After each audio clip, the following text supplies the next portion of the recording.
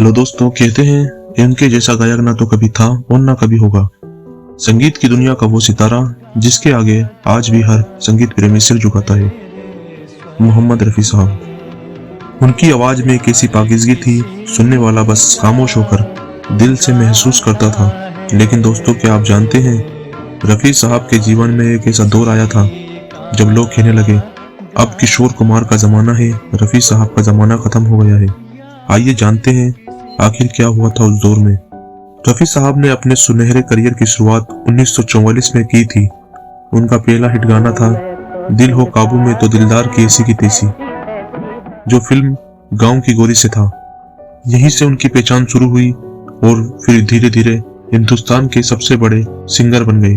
1950 से लेकर 1970 तक रफ़ी साहब का स्वर्ण युग माना जाता है। हर साल सैकड़ों गाने रिकॉर्ड होते थे। शंकर जयकिशन, नौशाद, ओ.पी. नैयर, लक्ष्मीकांत प्यारेलाल, एस.डी. बर्मन, हर संगीतकार की पहली पसंद सिर्फ एक थी, मोहम्मद रफ़ी। लेकिन वक्त हमेशा एक जैसा नहीं रहता।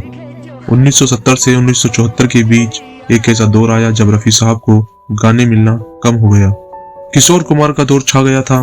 राजेश खन्ना के हिट गानों में किशोर दा की आवाज हर तरफ गूंज रही थी और कई लोग कहने लगे थे अब रफ़ी साहब का जमाना गया।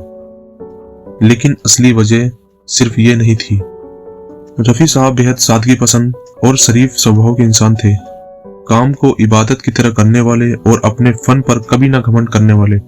वो हमेशा ये मानते थे कि इंसान को अपने काम में ईमानदारी रखनी चाहिए, बाकी सब वक्त और हालात तय करते हैं।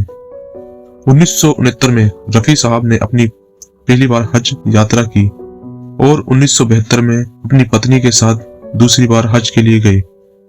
उनके बेटे शाहिद रफ़ी बताते हैं कि हज से लौटने के बाद एक मौलवी साहब ने उनसे कहा कि गाना गाना सही नहीं है, इसे छोड़ देना चाहिए। रफ़ी साहब धर्म का सम्मान करने वाले इंसान थे। उन्होंने इस सलाह को गंभीरता से लिया और कुछ समय के लिए गाना गाना बंद कर दिया। मोहम्मद रफ़ी ने खुद को दुनिया से थोड़ा दूर कर लिया और चुपचाप अपने जीवन में लगे रहे। उधर फिल्म आराधना की कामयाबी के बाद किशोर कुमार बॉलीवुड में छा गए थे।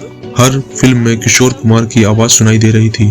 फिर एक दिन मोहम्मद रफ़ी के पुराने साथी और म्यूजिक डायरेक्टर नौशाद अली ने उनसे कहा, रफ़ी, तुम्हारी आवाज लाखों लोगों के दिलों में बसती है, इसे खोने मत दो। यही वो पल था जब रफ़ी साहब ने फिर से माइक संभाला और 1977 में आया वो गाना जिसने इतिहास बना दिया, क्या हुआ तेरा वादा, फिल्म हम किसी से कम नहीं।